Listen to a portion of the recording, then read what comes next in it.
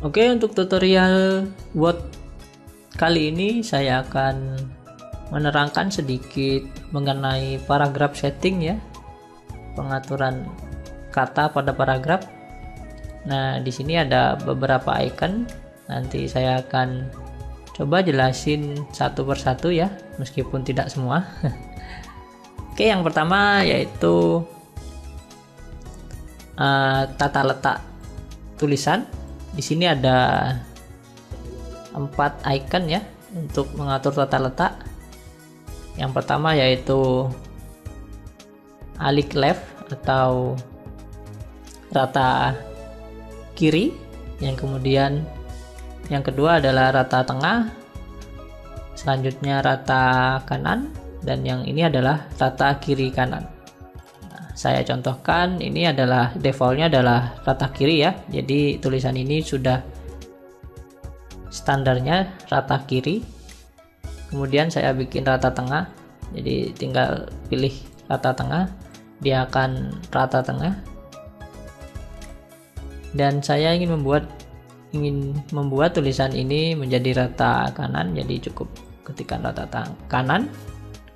Dan yang terakhir yaitu rata kiri kanan adalah icon ini. Mengapa ini efeknya rata kiri? Karena panjang tulisan ini hanya tidak sampai ke akhir dokumen. Jadi ini saya perlihatkan sampai panjang dokumen.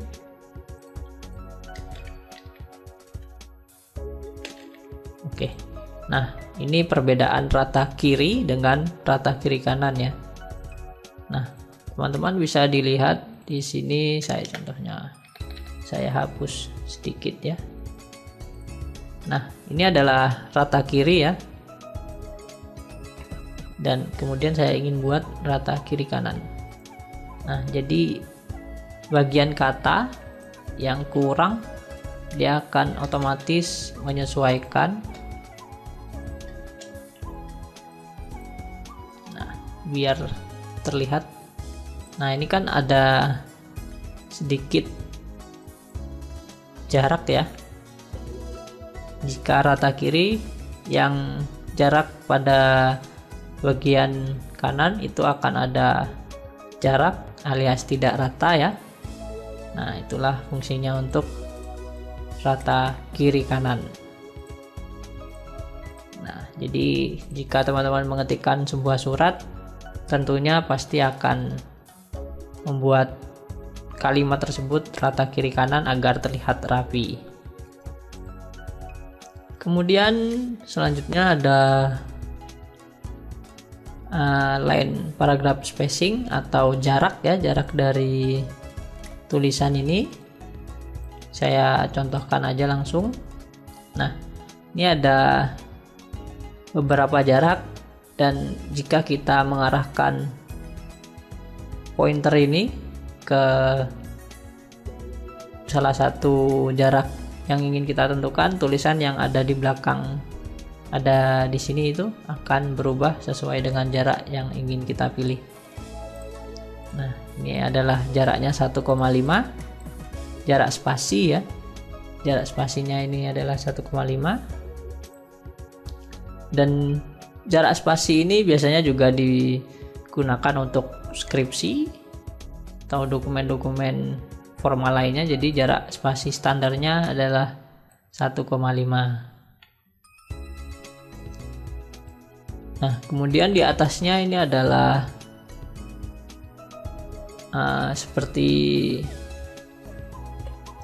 kita ingin membuat daftar ya, seperti ini. Contohnya saya ingin membuat daftar seperti ini.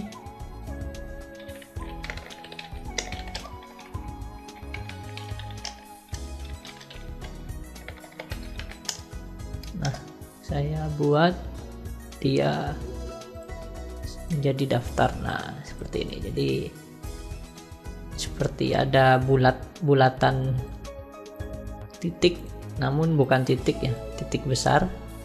Nah, untuk mengubah ini juga ada beberapa. Teman-teman cukup mengetikkan mengklikkan mengklikkan tanda panah kecil ini yang di sebelahnya.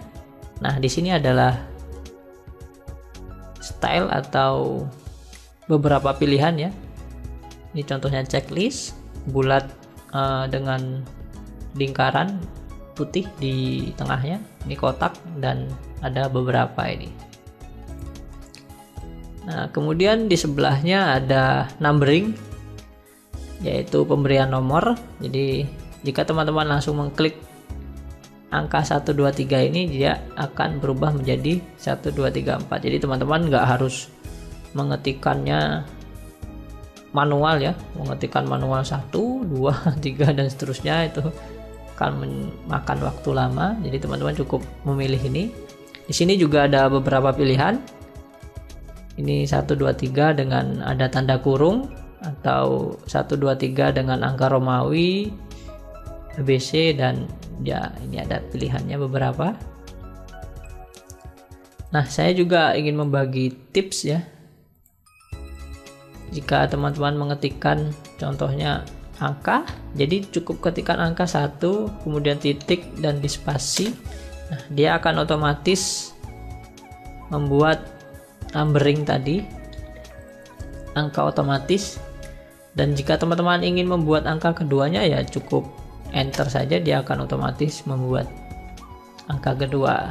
Namun jika teman-teman ingin menghapus angka 2-nya, cukup tekan keyboard backspace sekali ya. Nah, itu akan, jadi biasa di sini adalah judul dan di sini adalah deskripsi judul. Jadi teman-teman cukup tekan enter lagi, kemudian angka 2-nya spasi ya. Setelah titik langsung spasi, dia akan otomatis menyesuaikan. Atau teman-teman jika ada ingin sub seperti sub, nomor sub ya, contohnya ini judul 2, ini sub 2. Jadi teman-teman cukup tekan keyboard tab. Nah, dia akan berubah menjadi A. Jadi ini adalah judulnya, kemudian ini adalah sub bab ya, seperti itu. Namanya ini numbering level ya. Teman-teman juga bisa merubah ini menjadi juga ada pilihan, beberapa pilihan ya. Nah, ini ada sub level, contohnya ini I, jadi ini level ketiga, dan ada beberapa, ini ada level 2, dan di bawahnya ini tidak terlihat karena ukurannya kecil monitornya. Oke, jadi sesuaikan dengan kebutuhan teman-teman ya.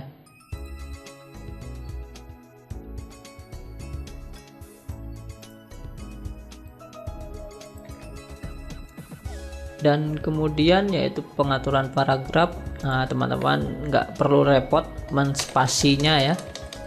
Biasanya ingin membuat sebuah paragraf, teman-teman menggunakan spasi ya. Jadi cukup tekan tombol tab pada keyboard, dia akan otomatis membuat spasi. Jadi jarak paragraf ini dengan nomor ini akan lurus, akan benar-benar lurus. Tidak seperti teman-teman menggunakan spasi, meskipun kelihatannya lurus, ini pasti akan ada beberapa mili yang tidak lurus ya. Memang tidak kasat mata sih. Namun teman-teman saya anjurkan untuk menggunakan tombol tab. Nah, itu juga akan lebih mudah. Dan teman-teman jika ingin membuat paragraf ini agak ke kanan ya, tinggal tekan tombol tab sekali lagi. Jadi 2 kali tombol tab, dia akan membuat paragraf ini agak ke kanan begitu.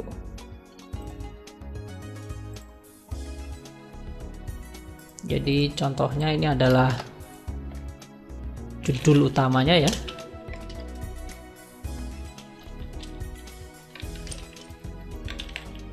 Nah, kemudian ini adalah isinya, dan ini ada beberapa sub kayak keterangan ya. Jadi jika teman-teman ingin